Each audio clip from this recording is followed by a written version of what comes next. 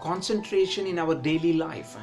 Let's look at and understand what is this concentration in our daily life. We will of course look at various examples so that we could relate to them.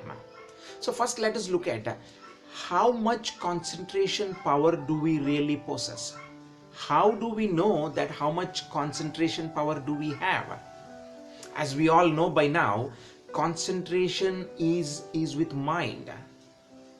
And if we know how our mind is working, then we know how much concentration do we have. But to know that, first we need to observe how our body is functioning, because at the end it is the mind which controls the body to function, to perform certain duties, to perform certain actions.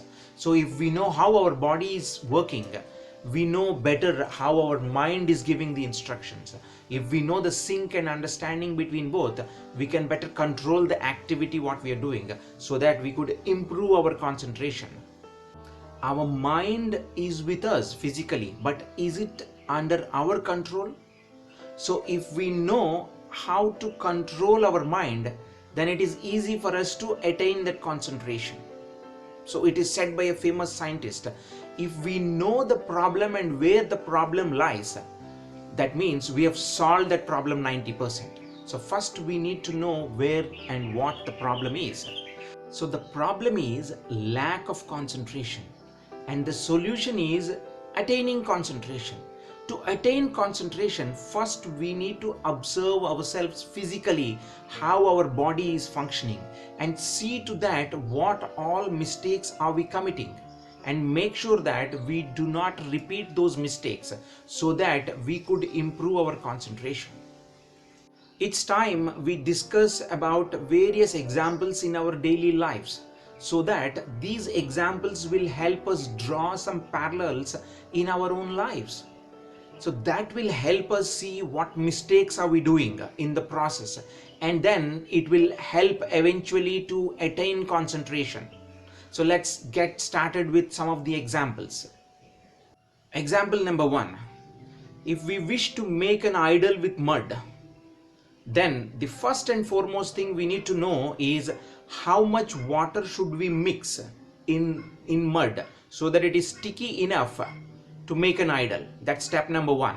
Now the next important step is make sure that this mud doesn't contain any stones or unwanted particles. Once we isolate them, then the mud, the clay, is ready to make an idol.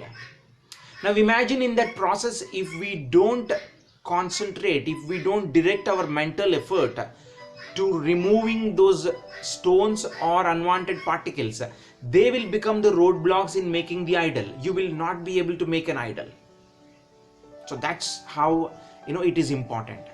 Now in other scenario, if you wish to make an idol by keeping a sample, a prototype in front of you, then it is important that you need to observe the prototype, the sample in front of you, imprint that in your mind, and then translate that in making the idol. That means your mind should coordinate with your body in a more effective and efficient manner so that you could translate that imprint into an idol. So that's how concentration. Example number 2. If you are playing football, if you want to be proficient in football as a game, here is how you need to look at it. The very beginning, you will not be able to hit the ball in the direction you want, or you will not be able to hit the ball into the goal post, isn't it? It only comes by practice. So if you want to control the ball to how much length, how much distance it should travel, and at what time it should go and hit the goal post, or to which other player in the ground you wish to pass on the ball, these all comes by practice. And once you have a clear picture in your mind and then translate them into the action through your body, through your legs, through your body language, then you will attain that perfection. How is this all possible? You got to practice. And how can you practice? You need to do it time and again with concentration, with dedicated effort, with focused effort on that act of kicking the ball in the right direction towards which you want to hit it to. Only then you're going to get it through. Then you're going to become proficient as a player. Example number 3. If you want to practice yoga, various asanas. Now imagine when you're doing it for the first time, you want your body to get into such a posture, and you want to remain your body in that posture, say about some 20 to 30 seconds of time, and then release that posture and then relax. So this is the process. Now your mind is clear that you want to make your body sit in that posture or put that body in that posture. Well, while you are instructing your body to do so, what will happen is, in the initial time, your body will start resisting because of the amount of pain it undergoes. So you will not be able to do it in the very beginning unless your body is too flexible to all that, isn't it? So you practice it over time, and as you practice it over time, the pain will go away. Your mind will start taking it under control. Your mind will be getting under your control. It will no longer, your body will no longer resist. As you practice it further, your body will conveniently go and sit in that posture and then come back and then relax. So you attain perfection in that asana. So if you could overcome the pain in that process of your physical body through your mind, then you become perfect. How is this all possible? Over time, by practice, if you concentrate, dedicate your effort, your mental effort towards that, and let the mind not succumb to your body resistance, then you're going to be perfect in making that asana, in performing that asana. Example number 4. Music, dance and stage plays. These all require a lot of concentration, a lot of effort. So when you initially begin to practice and learn them, when you initially begin to learn and practice them in front of your master, in front of your guru, you will be doing it time and again, and your master will make sure that you do the right thing every time. And why that happens? This happens, your master will make you practice it over time so that you become perfect. And to practice it over time, you need concentration. So concentration is the key. And it is also said that music and dance are the wonderful tools for one to improve their concentration levels. But naturally, not everybody will be inclined to learn them, to learn music or to learn dance. I'm not talking about the rap and pop music, and I'm not talking about some other Western dances. I'm talking about the traditional music and the traditional dance which our culture has. So those are the key tools.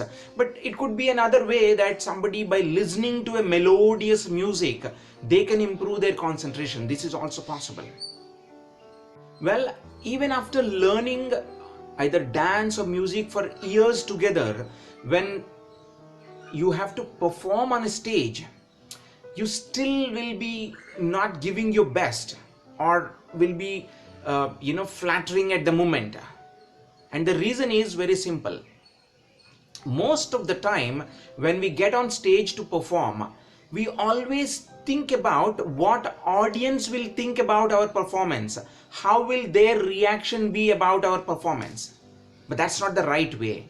The right way is to focus our effort on our skill, not on the reaction of the audience. I know it ultimately the audience reaction or their applause will decide whether did we perform well or not. But our concentration should lie on the skill what we have acquired over the years, not just on the audience response or reaction, because we don't have control on the audience reaction or their response. All we have control is on the skill that we have acquired over the years. So that is where you put your effort. You have to direct all your effort in the skill, in exhibiting the skill that you have learned over the years. That's very crucial, my friends. Most importantly, this is for any student. So when they sit to read their subject, when they sit to read their academic subject, their mind will start wandering everywhere. And we come across situations where a student is sitting with his book, for 1 hour without learning even a single sentence out of it. Now we go back and ask that student, what were you doing for the last 1 hour? He tells that he didn't learn anything, but at the same time he will not be able to tell us that what he was doing for that 1 hour. It is that scattered, the mind scattered across everything around, not on the book, and the student cannot answer where his mind was concentrating. That means this student has completely lost it, has completely lost control on mind. But the same student, if you put him in front of TV or on a movie or on a video game, he will give 100% concentration. He will not bother what is happening around him. He will go crazy, he'll go mad about that. How is this possible? Why it only happens when the students sit in front of the book? It is very simple. You need to start liking what you're doing. If you like and do it, then automatically you will be able to concentrate. You like watching a movie, you like watching or playing a video game, or you like watching your television. But you don't give the same amount of liking when you sit for reading. So if you sit for reading, if you sit for studying with an objective in mind, then you will be able to get there. So the key difference here, it is our own practice to our mind to let it go anywhere it wants. When we sit in front of a book, when we want to study, when we want to concentrate on our studies. But it is not the same case. That means the point here is, every one of us, the student in this case, have got the ability of that concentration, the skill of that concentration. Only thing is, it is not being used for the right reason. So you got to train your mind so that it will train your body, and eventually you will be able to focus and attain that concentration. That's how this whole thing works. In other scenario, a student sitting to write an exam. Now if you don't concentrate, if you don't practice concentration, if you don't attain concentration, this is the danger. You may write an answer to a different question, different answer to a different question altogether, which will be counterproductive to you. And thinking about how the evaluator is going to evaluate your answer, which is not under your control. As long as you read the question properly and understand it and give an appropriate answer to the question, that's the skill that you have, that's a skill that you have learned. That's a knowledge you have gained that you have to reproduce on the day of exam. Now leave how the examiner is going to validate your paper.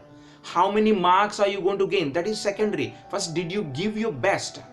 So your skill, your effort has to be concentrated on writing an appropriate answer to an appropriate question, rather thinking about other things. So that is how you concentrate. These are some of the examples and scenarios in our daily lives. There could be many. We just discussed a handful of them.